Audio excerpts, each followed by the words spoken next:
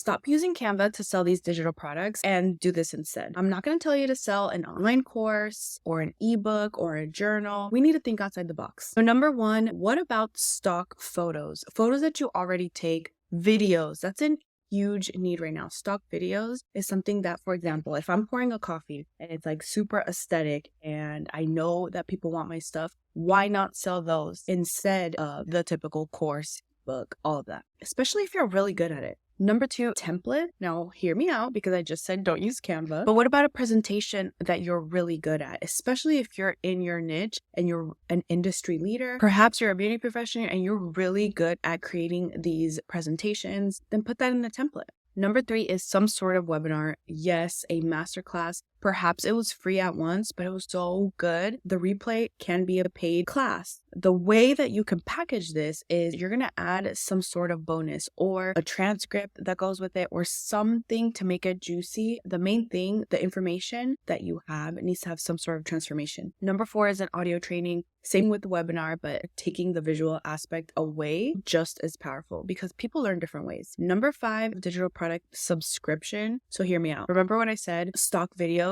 Like people really need typing on the computer, faceless type of videos. Instead of just selling one video at a time, it could be some sort of subscription. Next one, Notion template. This has been one of my favorite digital products. I am stepping away from the printed things only because sometimes when I have a chance, I could be on my phone, take it on my laptop, and then move it up to my desktop. Notion has become my everything where I host my notes. It has AI, so it can help me expand or even how to type it up better for a blog. And I'm moving my worksheets into Notion. You can host like a page on there, for example, like a web page. If you publish it to the internet, that could be something that you send to people or maybe your clients. It could be like your onboarding, a mini course. Once they purchase the page, it goes into a web page and that's what they get access to. Next one is an Excel sheet. This makes me think of my husband. He has 700 Excel sheets and they're just so bomb. Maybe it's for taxes, maybe it's a tracker or some sort of social media planner. Next is email templates, how to write emails to brands. You know how to communicate a certain way to clients, like an onboarding sequence for clients, your communication with companies and vendors. Those templates are everything and not everyone is good at Word. You could be the one that bridges that gap. Next, digital templates for business documents. Let's say you're a lawyer and you have an online business. How can you package up like a privacy policy that comes from an actual lawyer? A podcast release form. If you're a beauty professional, what are certain policies that you can package up? Here you go. You can put this on your website. Another one, digital business cards. Although I said stop using Canva, this is actually a really good one. I have it actually. It's editable. It looks like a little Instagram picture. Super cute. I'm going to be making a TikTok one too. Keep an eye out. I don't hate Canva. I really do think that it's a good tool, but